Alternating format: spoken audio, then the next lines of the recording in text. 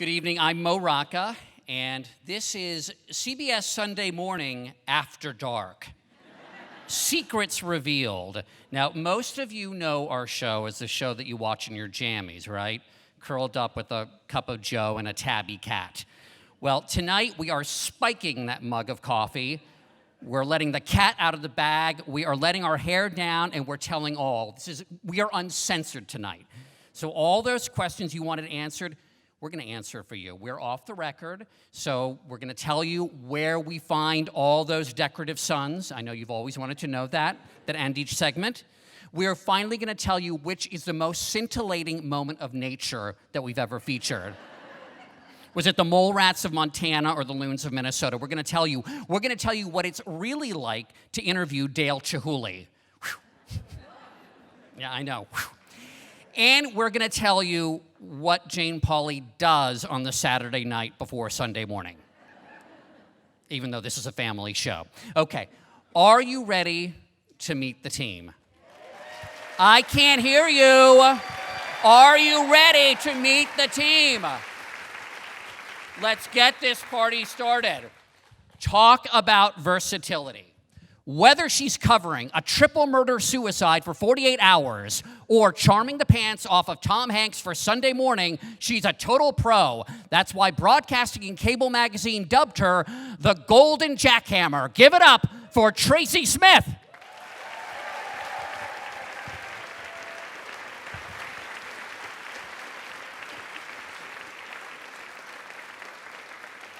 He's been called the Ryan Gosling of CBS Sunday Morning.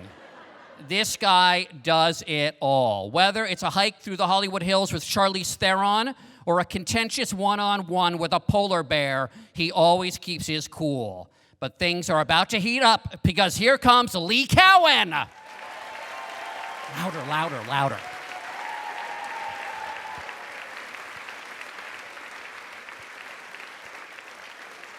She is equal parts Mary Richards, Lauren Bacall, and Seymour Hersh. When this trailblazing former White House reporter wants answers, she gets them. That's right, she'll go there. One thing she's not, afraid. Braver? More like bravest. Show some love for Rita Braver.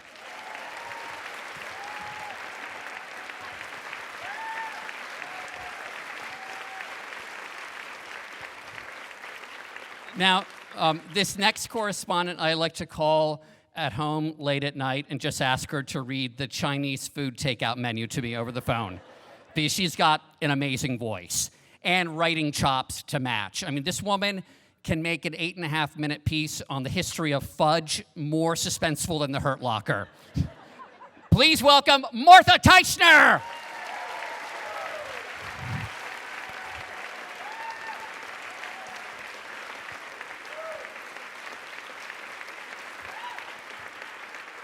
Back it up, bitches, for Martha Teichner. He is the man behind the magic.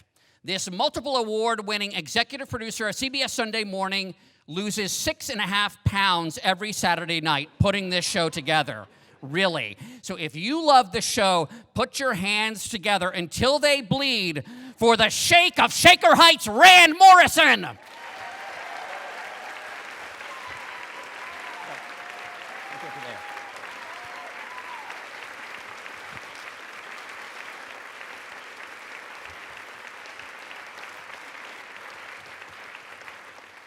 Raised in the wilds of Indiana, this broadcasting legend was born on Halloween. And may I say, being around her for all of us has been quite a treat. Yeah. Tom Brokaw, Bryant Gumbel, Stone Phillips, you've had your time with her. Now she belongs to us. Her first name is actually Margaret, but you know her as CBS Sunday Morning host, Jane Pauley.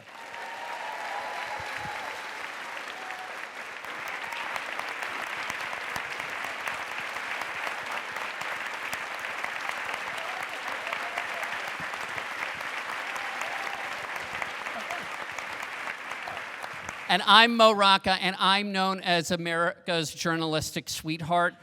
The Bethesda Gazette called me that. Bethesda's my hometown. Okay, let's cut to the chase. Rand, when are you going to air my story about the Mississippi River? Well, as you know, it's a huge priority, Mo. We went all the way to the headwaters in Minnesota. It's very, very beautiful. All right, so talk about show mix, about what goes into the show each week, how you decide. There's no science to this. If there's news, we have to do news. But when we can, we do one of those gentler subjects that Mr. Coralt referred to. We like doing stories that are something completely different, something that's unexpected, and more often than not, we get to do that. Yesterday, we did a story about the names of babies, the most popular names of babies. If we think it's interesting, we'll do it. Right. Okay. And a lot of people ask how long it takes to put together a story. That's one of the most common questions I get. So, I mean, it varies greatly. Yes. Weeks or hours. I've turned to Martha at 2 a.m. and said, "We have to do something tomorrow morning." And Martha goes off to her office and takes out a legal pad, and there we go. And then there are other stories that are really people gather string, gather elements for weeks and weeks and even months. Okay. Jane. Mo. Mo. How did you come to us? How did we get you? You know what? I was here. Some of you might have been here. 92nd Street Y. 4 years ago in January, I was with Tom Brokaw promoting a book. I wrote a book called Your Life Calling, Reimagining the Rest of Your Life.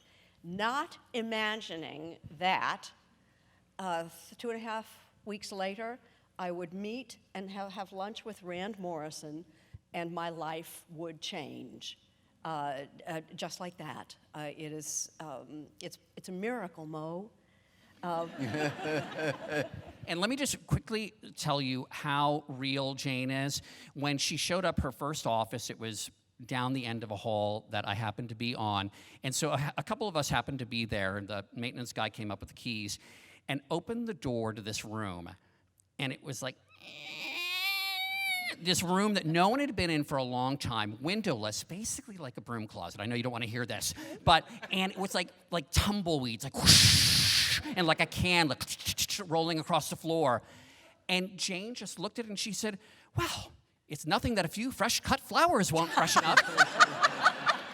No, I mean, totally unpretentious. What I said was, they gave me an office? Okay, you've got this big interview coming up with a guy who doesn't do interviews, but he's doing an interview because he respects and likes you. So tell us who it is. Well, last week's birthday boy, Mo, Bill Murray. He doesn't do interviews. You know, I have over the years, I have had encounters with Bill. You never know what you're going to get. And so when this interview was scheduled in the Pierre Hotel, was a first for me with Bill Murray. But he is appearing with the classical cellist Jan Vogel in an extraordinary theatrical concert experiment that links European classical music and American literature, both drama and comedy, and Bill Murray helped conceive of this concept. He's brilliant and funny. When Rand let me do this, I heard from Bill, and he said, "I'm so happy you have that job. It's my favorite show on television," which I hear all the time.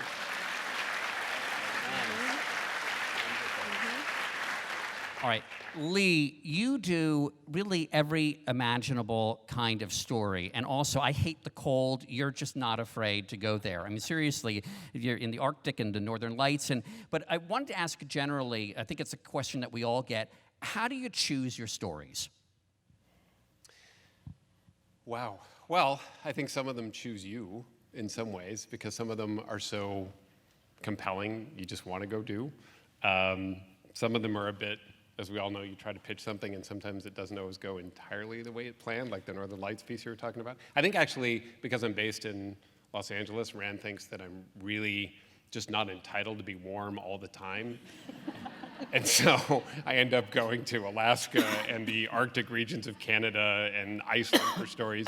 But we did one where we were chasing the Northern Lights, and you know, nature doesn't really care about budgets or time schedules or anything. And so first night, waited for the Northern Lights, nothing. Second night, waited, nothing. Third night, waited, nothing. And then I had to make that uncomfortable call to Rand and say, you know that story that I pitched that you spent a lot of money on? Yeah, we don't have that at all. And thankfully, we stayed one more night, and they came out, and the clouds parted, which was great, except when the clouds parted in Fairbanks, it was 20 below zero, which our poor cameraman, Mike, said, no, I'm not going out and shooting that, but he did. He was great. He was great.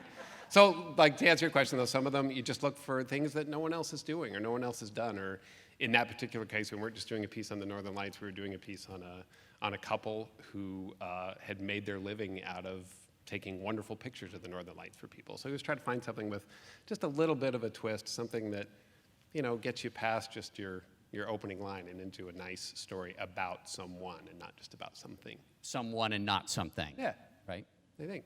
And you just went to another cold-ish place. Went to coldish place. We went to Iceland, where there's this long tradition that dates back generations where the puffins who live in and come and lay their eggs, the majority of them in Iceland, there's puffins and other populations, but they lay their eggs in these cliffs, and when the chicks hatch, they are instinctively told to fly toward the moon, out at night where there's no predators, out toward the ocean where they spend most of their life out at sea.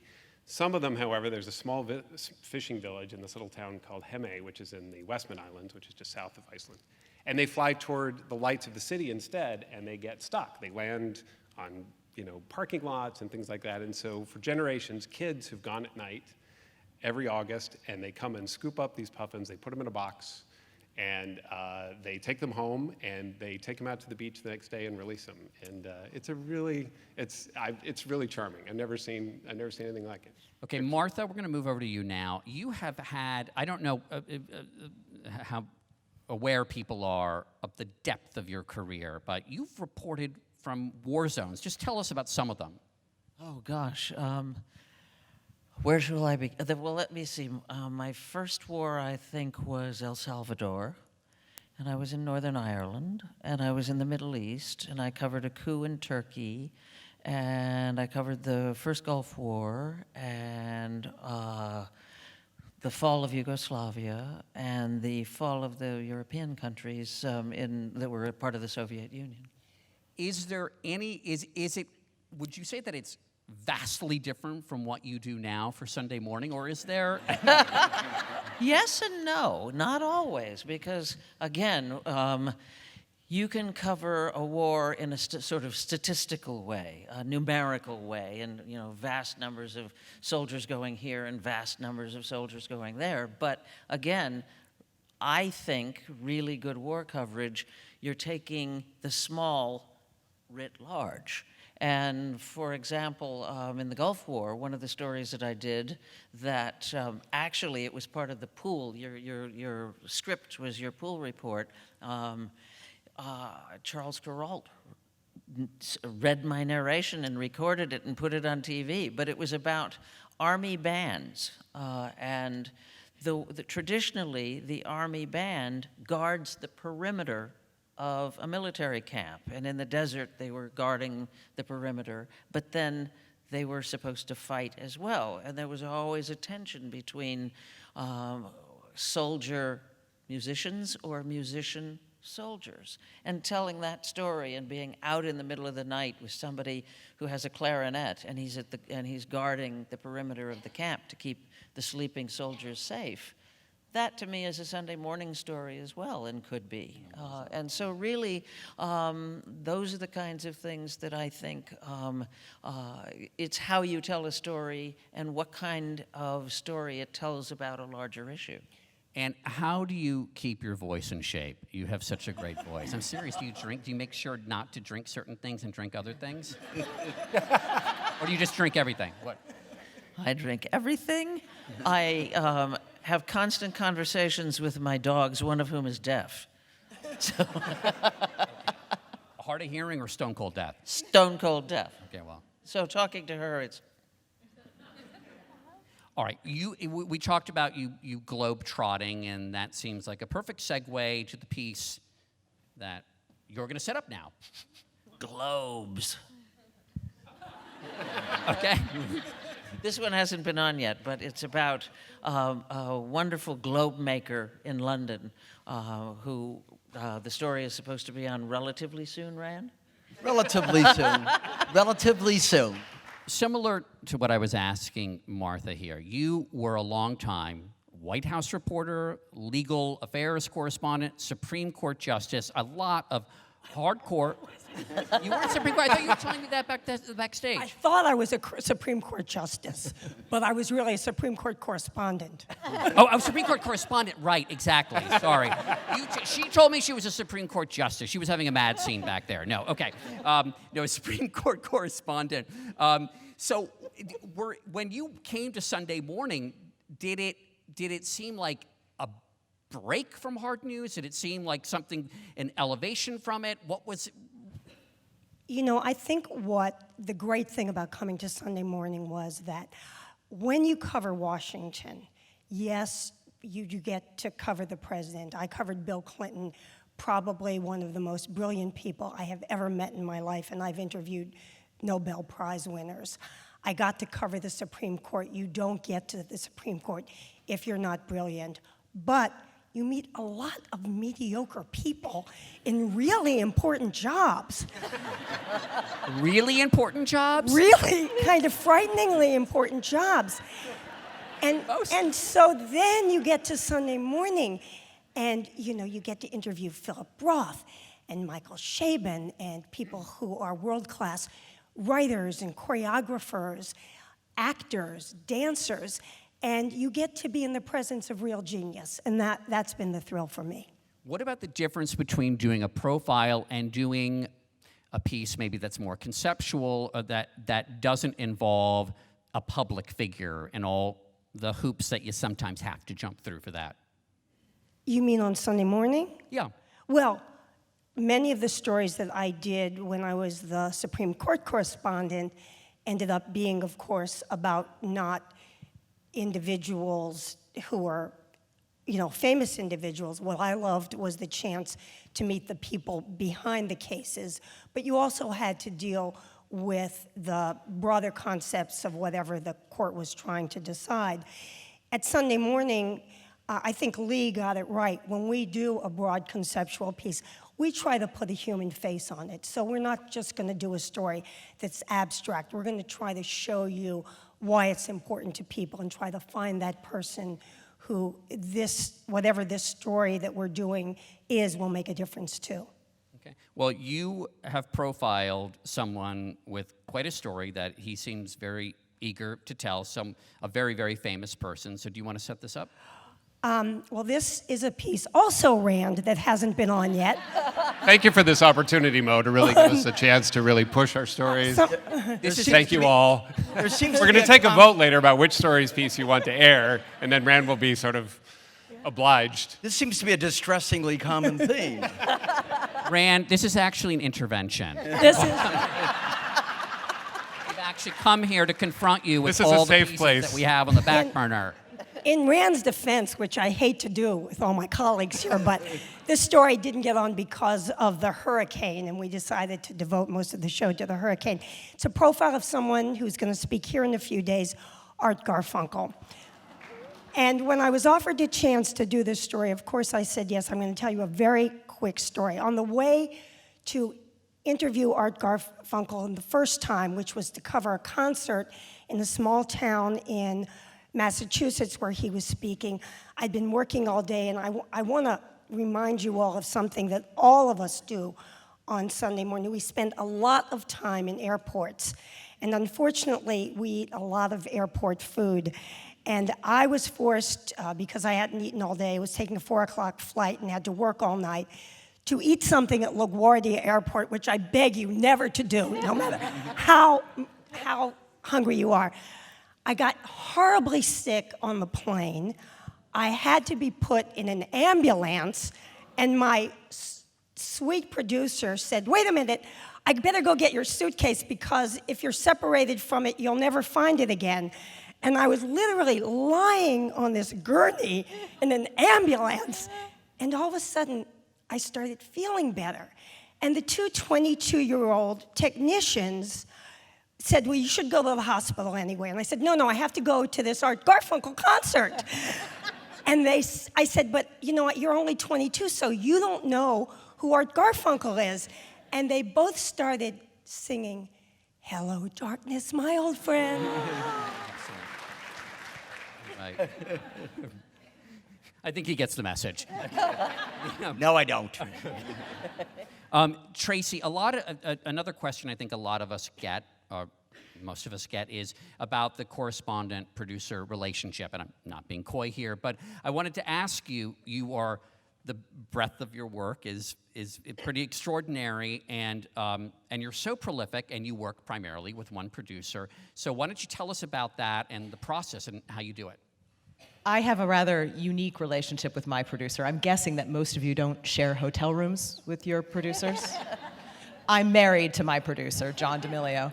We've been married for 25 years, and we've worked together the entire time. Thank you for that, but I'd love a show of hands how many of you would like to work with your spouse. So we have an interesting relationship, but I think the beauty of Sunday Morning is whether I'm working with John or with the other brilliant producers on our staff, you feel these are people who have done this for a long time. They're incredible pros. Everybody brings some incredible experience to their job, whether it's reporting in hard news, that sort of thing. And it's a real family and comfortable, collaborative effort, which I just love. I love the collaboration on this show. I especially love it because I get to collaborate with the guy that I've been married to for 25 years. But that I just think is really terrific and unique to our show. But I mean, I'm curious, and you also have 2 kids. I mean, how do you guys do it? Because you were just in Africa. I mean, you go to all over the place. Well, so we have 9-year-old twins, and we have great family members who help us out if we go on big trips like Africa. Now, we just recently moved to the West Coast, and that was because my sister-in-law, who helps us on those big trips, lives on the West Coast. And when we were still on the East Coast, for example, we had to do Hugh Grant in London, and so we flew to San Diego, dropped off the kids, flew back to New York, then flew to London, came back. So that seemed a little ridiculous. So part of our asking to move to the West Coast was so we could be closer to my sister-in-law. So last week, my sister-in-law just told me she's moving back to Maryland. Because of this, right? Perhaps. But it's a juggling act. But you all know, I mean, I'm sure a lot of you have kids and both people work, and it's a juggling act. You know, we all have done it. And do you ever argue figure about it the out. script? Yes. Yeah. So years ago, we were in southern Sudan covering the civil war there, and there were guys there that were literally armed to the teeth. And I started yelling at John because he commented on my hair, and all of the Sudanese rebels started backing up, running away from me. So yeah, we've gotten into a few arguments. This really needs to be on CBS prime time. It would help with our budget also, right? We could sell this to the primetime slate. Okay, you were recently in another part of Africa covering an outbreak of Madonna. I mean, you were interviewing Madonna. And this already aired, and of course, everyone wants to know, what was it like to interview Madonna in Malawi? Madonna is doing incredible work in Malawi. She opened a pediatric hospital there. It's amazing. Madonna is Madonna. It was an interesting experience. You know, she once said, "I'd rather be a tiger for a day than a sheep for 100 years." We got the tiger. I don't know whether to elaborate on that. That sort of says it all. How many days early did you get there? What kind of prep went into it? We got there a couple days early. We spent a day in the hospital talking to the doctors and the patients, the most adorable patients on the face of the earth. And we stayed a day after. So it was in and out. It was pretty fast. Okay. Well, I have a piece coming up with an extraordinarily talented jazz singer named Marilyn May. She's great. And she's performed here a bunch of times. And she's performed 63 summers in a row at a resort in Iowa at Lake Okoboji. And it was very moving, actually, to see families, 3 generations of which have all seen her, you know, giving her flowers. But she performs here in New York. She lives in Kansas City. She performs everywhere. And one of the reasons I loved interviewing her is I love people that are, I kind of call them undervalued stocks. Like, programmers are not everywhere on TV, but they deserve to be because their talent is so huge. And so people who know them are pleasantly surprised and thrilled to see them getting attention, and people who don't know them then discover them. So it just feels great to be able to highlight somebody like Marilyn Maye, who's had obviously a very long career and was on The Tonight Show more than any other singer. I think she was on 89 times, so plenty of people certainly know her. But I think we're ready for some audience questions. Was somebody going to hand me some of them from off stage? Oh, okay. Oh, these handwriting. Okay, all right.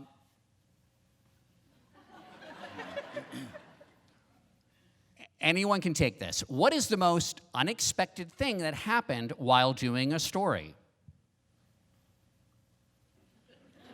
We can come back to it. Yeah, go ahead, Rita. I was doing a story on people who climb trees just for the fun of it, these huge sequoias, and there was a guy who was kind of the leader of this group, and they spend the night in them. And we had a wonderful cameraman who was a climber, professional climber, and he went up and spent the night in the trees. And we knew that this guy was going to ask his girlfriend, who he had taught to climb trees, who was also someone who had suffered polio as a child and could only use one leg, to marry him up in the tree. And when they were coming down and the cameraman was above, I just picked up a camera, and this was before cell phone cameras, that another guy had left lying on the floor, and just decided I would shoot it myself. And I just thought I'd get a shot of them coming down. Well, it turned out that he couldn't reach the ring in his pocket, so he hadn't asked her to marry him in the tree. So I actually got to shoot him falling down on one knee and proposing to this marvelous woman after she'd spent the night in a tree. She must have loved him a lot. Rand, how did the nature pieces start? The nature pieces were not on the very first Sunday morning, but Chad Northshield, the original executive producer, loved nature. He had written books about birds. He was a photographer. He was a Renaissance man. And about a month and a half in, they decided to try a nature end piece. It was very popular, and it's been around ever since. Okay. Does anybody like it?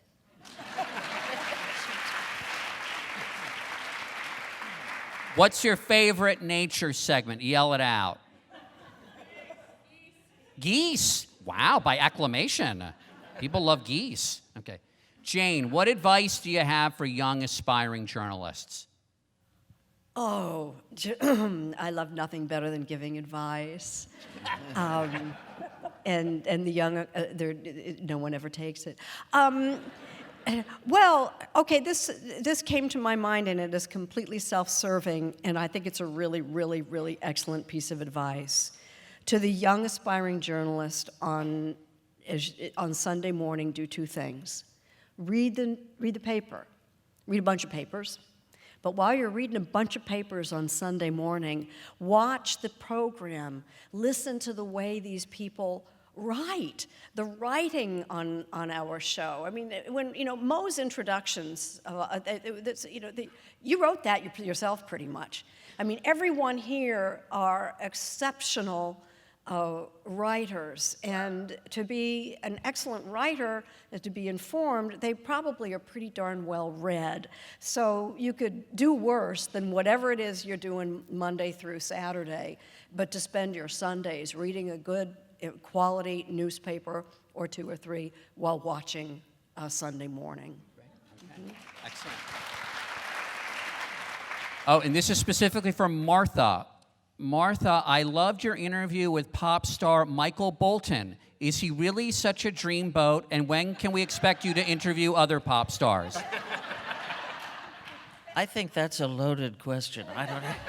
a leading question, right? Actually, I loved interviewing Michael Bolton, and I got to sort of sing with him. And he has a place in his house that echoes, and he led me to the place that echoes so that he could sing opera and we could sing together so that it would echo. He was as nice as can be. His handler was a witch. It was like having Michael, like Jekyll and Hyde, because he was just so lovely and so forthcoming and so on. It was inexplicable why his handler was so mean, and she continued to be mean even after the piece was on the air. But It was a great piece. She wasn't happy with it? she hated it. Go see the piece on YouTube. It's a great piece.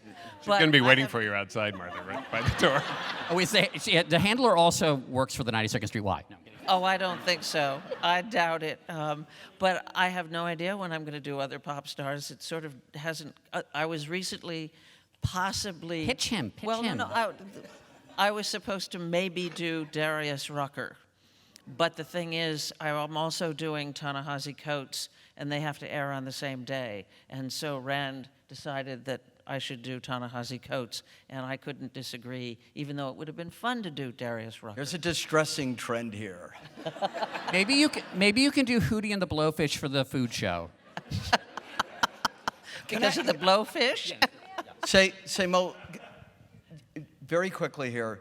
No. We're a very small broadcast at CBS News, and in many ways we're an extended family, and it's one of the joys of working at Sunday morning. A huge joy about working at Sunday morning is that we all know what it is to tell our friends or people in the field that we work at Sunday morning, and when you always get back, when you tell someone you're at Sunday morning, you hear back, "I love that show." And there are very few shows in American broadcast journalism where you can get that kind of response to saying where you work. It's incredibly gratifying, and it's as gratifying working with these exceptionally talented folks you see on this stage. And so, there you go.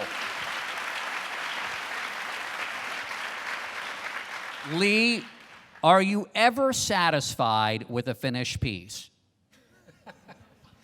Is that a question from my family? Is that?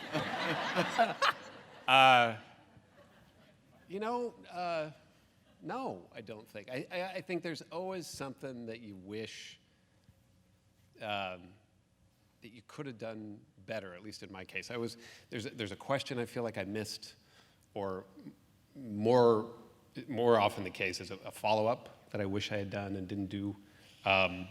You think your opening line is great, and then you hear it over your cup of coffee sitting there watching it, and you're like, oh, that was not good at all.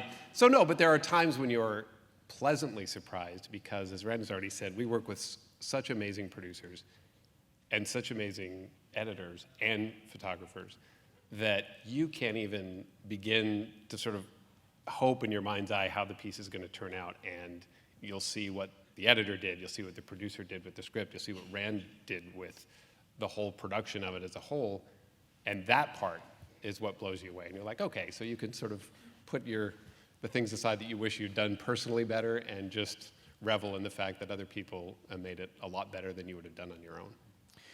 Rand, in the current political climate, are there topics that are not to be discussed? How far can you push the envelope with an interviewee? But the political part is interesting, the first part.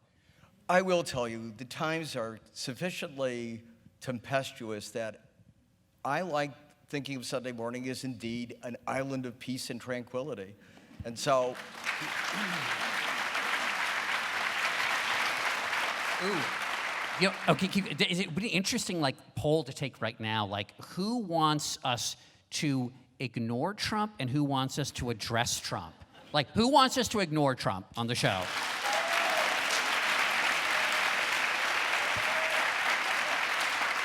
And who wants us to address Trump on the show? So we've got it exactly right. We do it now and again. Tracy, what's the most physical danger you've ever been in during a shoot? Oh my goodness. Well, let's see. years ago, I swam with sharks. And it wasn't the sharks. I was in this tank down in, I think it was Tampa, had an aquarium. They let scuba divers go and get into this tank. And there was a tortoise there, apparently, that bit people. And all I could think was that this tortoise was going to bite me, there was going to be blood in the water, and the sharks were going to attack. So they outfitted me with this fabulous scuba mask where I could talk like kind of Darth Vader, Luke, I am your father, to the camera, right? But the entire time, all I'm doing is saying, get that turtle away from me! Get that turtle away from me! Not the answer we expected, I don't think. Any other physical danger stories here? I don't do danger. No, I have to say that for Sunday morning, because people always talk about the lighter pieces we do, but we try to do some thoughtful pieces as well. And I got sent to Haiti when the American presence was ending at the end of the Clinton administration. And we'd made a lot of promises that we couldn't keep. And it's if you've ever been there, it's a tough country. And I was actually shooting it on camera. We'd been shooting all day. And a man was kind of arguing with my cameraman, and I saw, I was kind of almost as far away from him as I am from Mo. And I saw him shrug, and the sound man opened the tape box, and they took the tape out of the camera, and then he opened his other box, and the guy walked off with 2 tapes.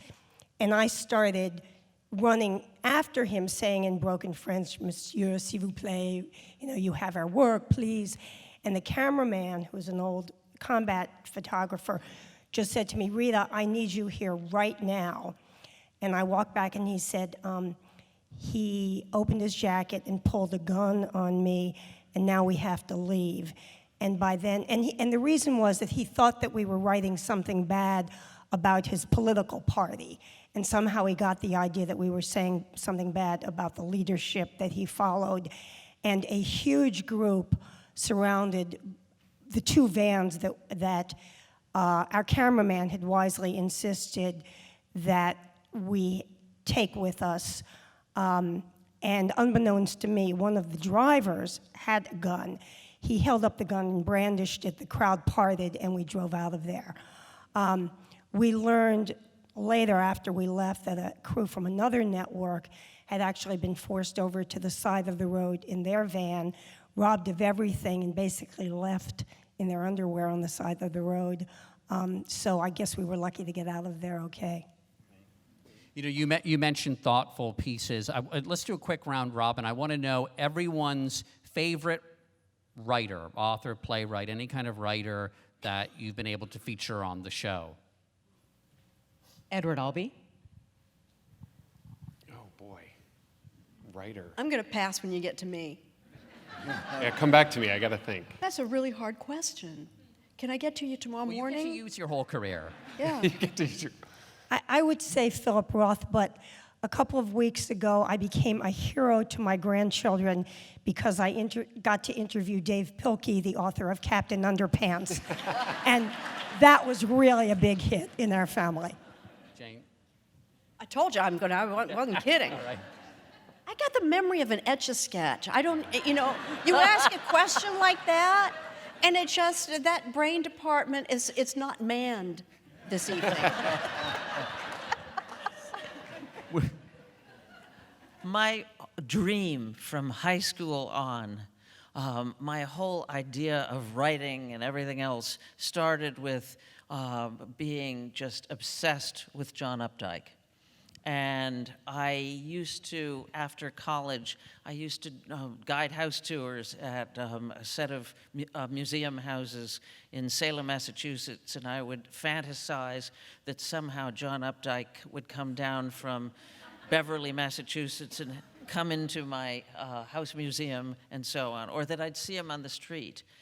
And then I did a Sunday morning profile of him. Spent 3 days with John Updike, and that was one of those bucket list things that I could not believe. And that, to me, is the best Sunday morning author thing that I ever did. But I also Did have- it live up to your fan fiction, your John Updike fan fiction? Oh, absolutely. But the other part of it was I was scared to death. You're so intimidated. I mean, this whole kind of the idea of being a fan, having to sit across a table and eat dinner with your idol and keep him from getting bored and so on and so forth. But it was just astonishing to have this real bucket list kind of thing.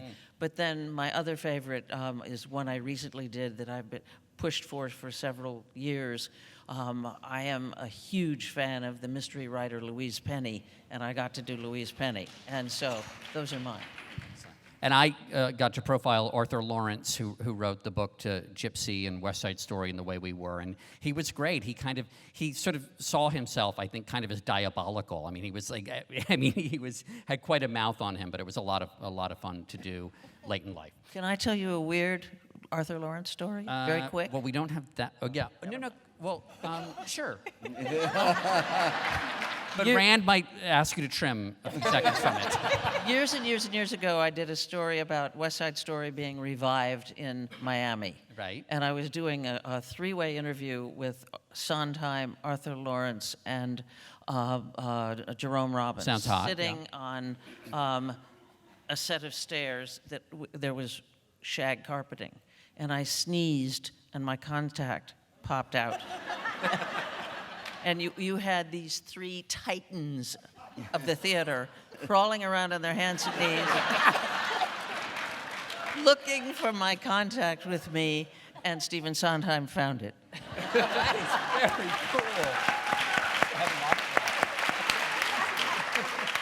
Okay, and we have time for one last round robin. I want to know who everyone's, including yours, Rand, your dream interview to have for the show is. Everybody's got to have a dream interview. And if the person's dead, he or she can only have been dead for like a couple of years. Okay. Anyone can start. Tracy, do you want to start? Oh, don't start with me. Fine. Martha, we'll start with you. I don't have a clue. What? Anyone. I've always wanted to do Woody Allen. I've always wanted to do Woody Allen, and I'm still holding out for us to get him. Queen Elizabeth. Mm-hmm. Well, that too. Jane? Do you know, I started my career on the Today Show with Tom Brokaw and then Bryant Gumbel. And Bryant Gumbel used to announce pop quiz. And that's when this started, Mo. You know? I mean, you're scaring the heck out of me. The dream interview, So your dream interview is the inventor of the Etch-a-Sketch. Why not? That'd be Go for good. it, yes. Now that's a Sunday morning story. Yep. Lee. It's a story I would do, definitely. You definitely would. Yep. You know, I don't know. wouldn't air it for a year and a half, but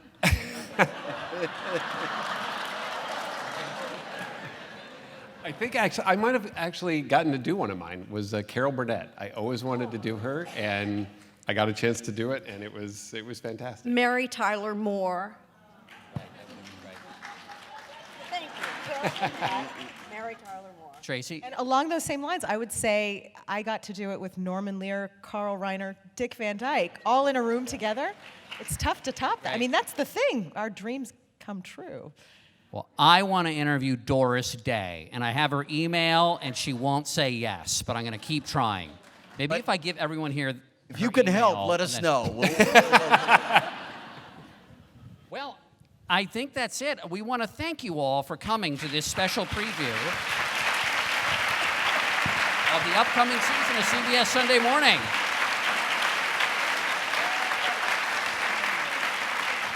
And listen for the trumpet. Thank you, everybody.